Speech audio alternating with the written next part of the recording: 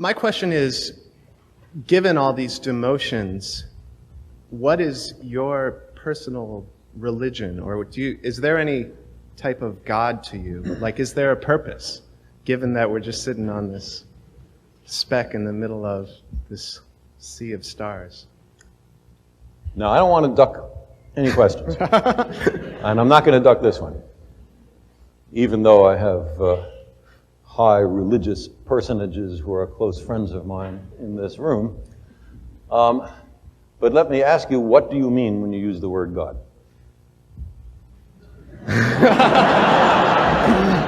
Well, I guess what my question, it's like, is there a purpose for, I mean, given all these demotions, why don't we just blow ourselves up? Why don't we? Yeah, what is our purpose? I mean, let me turn the question around. If we do blow ourselves up, does that disprove the existence of God? No, I guess not. I mean, it'll be a little late to make the discovery, but still. Yeah. I guess what I'm asking is, since as we kind of make God almost go away in this, as he, through these demotions, and I don't mean he, because who knows what God is, but still saying it makes it right. sort of icky, doesn't it? Yeah, it's tough. We like it to be a he, don't we? Yeah. We've been trained to think of it as a he. It seems that through the ages, humans have created a mythological framework that has always often involves some kind of higher spiritual powers. And as every human culture has done that.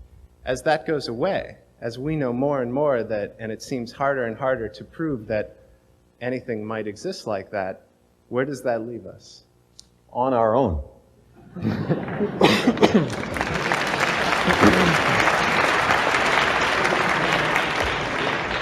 Which to my mind is much more responsible than hoping that someone will save us from ourselves so we don't have to make our best efforts to do it ourselves.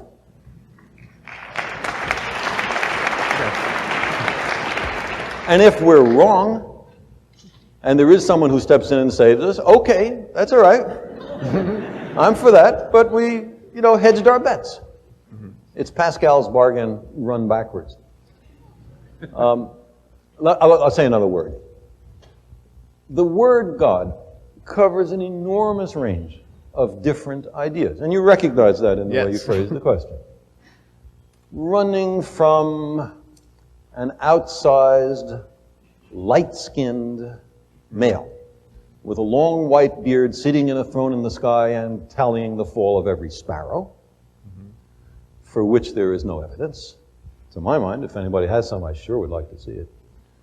To the kind of God that Einstein or Spinoza talked about, which is very close to the sum total of the laws of the universe. Now, it would be crazy to deny that there are laws in the universe, and if that's what you want to call God, then of course God exists.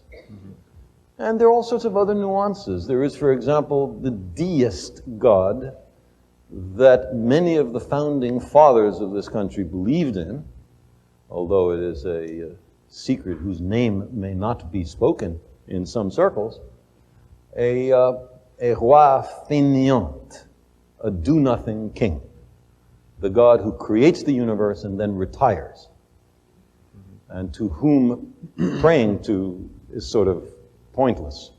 He's not here. He went somewhere else. He had other things to do. Now, that's also a God. So when you say, do you believe in God? If I say yes or if I say no, you have learned absolutely nothing. I guess I'm asking you to define yours if you have one. But why would we use a word so ambiguous that means so many different things? It gives you freedom to define it. It gives you freedom to seem to agree with someone else with whom you do not agree.